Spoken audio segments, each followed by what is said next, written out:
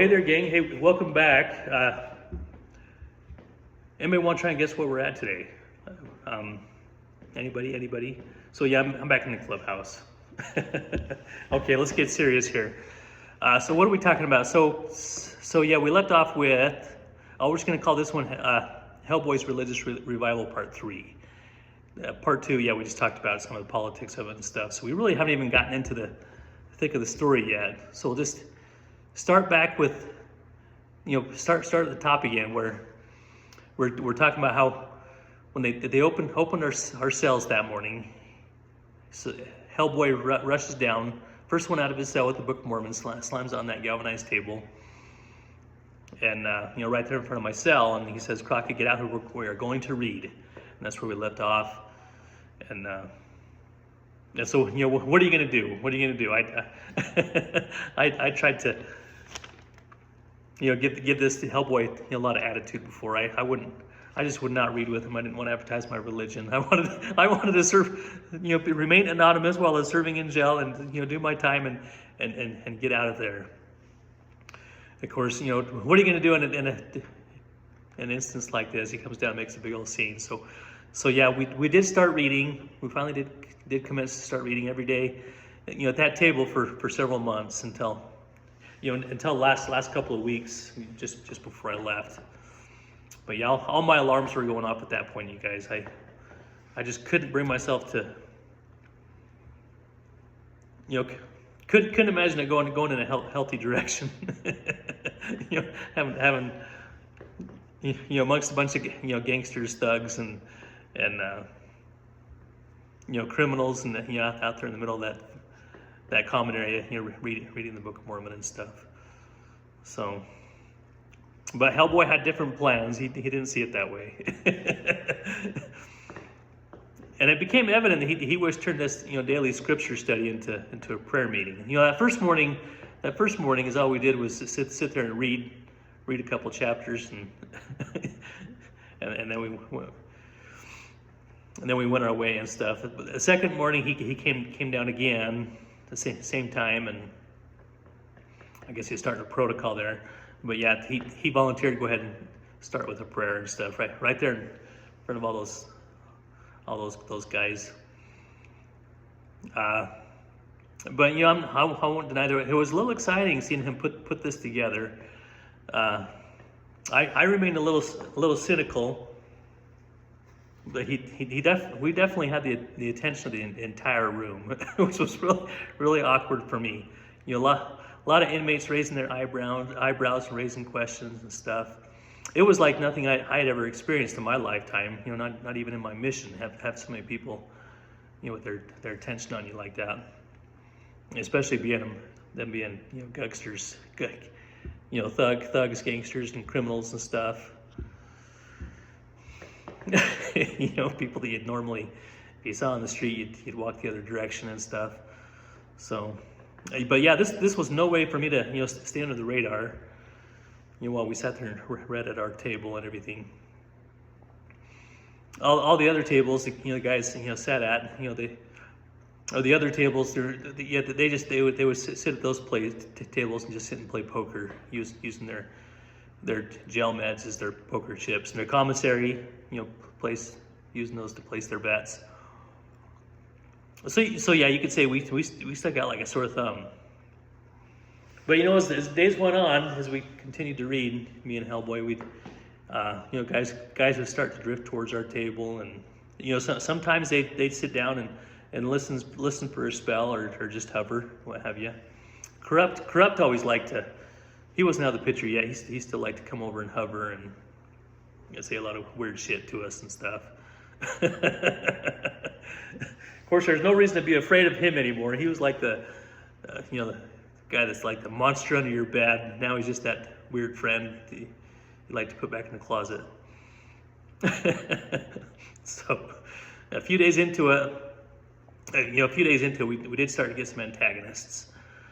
Anti-Mormon stuff being said, and they seemed intent on disrupting as much as they could to derail our being able to read and stuff.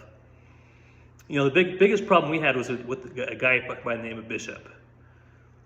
attacks begin to become relentless, I think, especially from Bishop. Besides his anti-Mormon slandering, and he had a problem with my coffee drinking. And I'm sorry, guys. This was a tough spot in my life, and abstaining from coffee was probably the least of my concerns.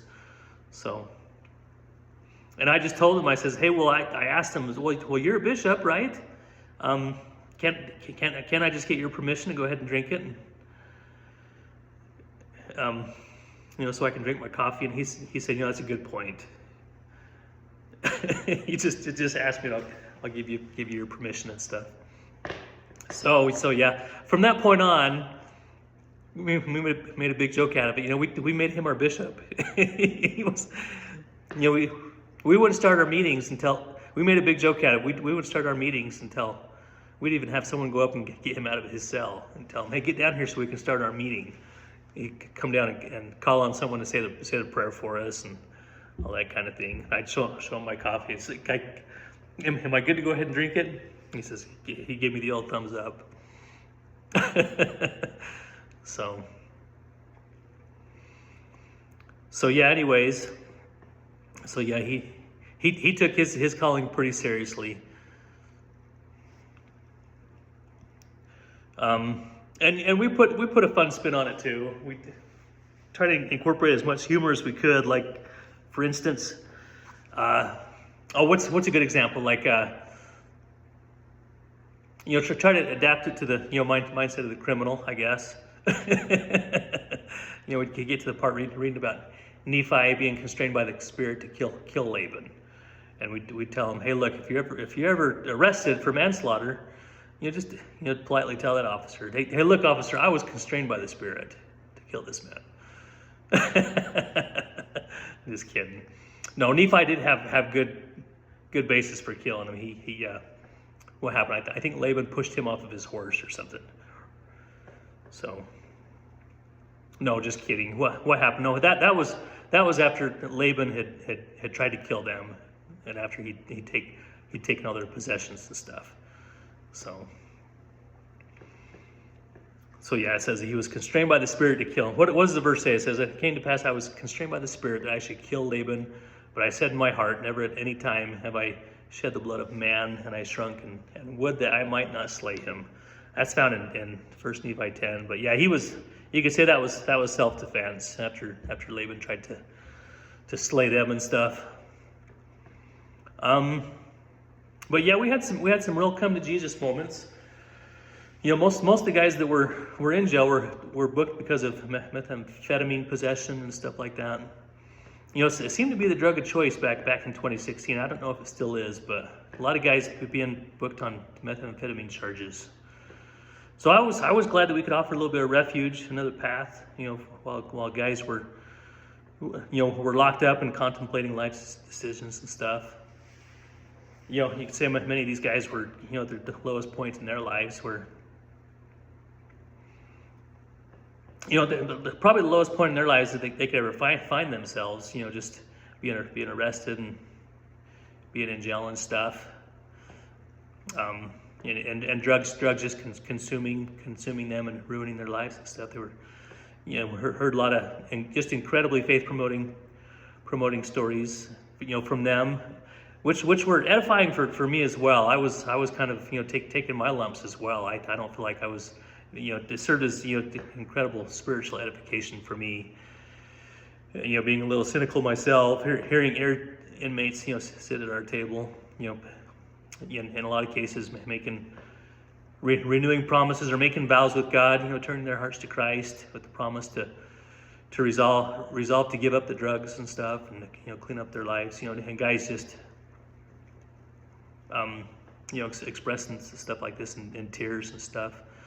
But it was an incredible scene. Hellboy really created kind of an oasis and an escape from it felt like just a hellish environment from which I felt like there was no escape.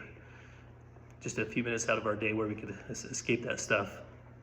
But it became a table of refuge where inmates could just come and express themselves, find a moment of peace and think about the direction their life was going and make some needed changes and stuff like that. So this brings us to the end of this episode. Next we're going to talk about its unspiraling. You know, it come together and everything was nice. It was beautiful. Like I say, it was just an oasis.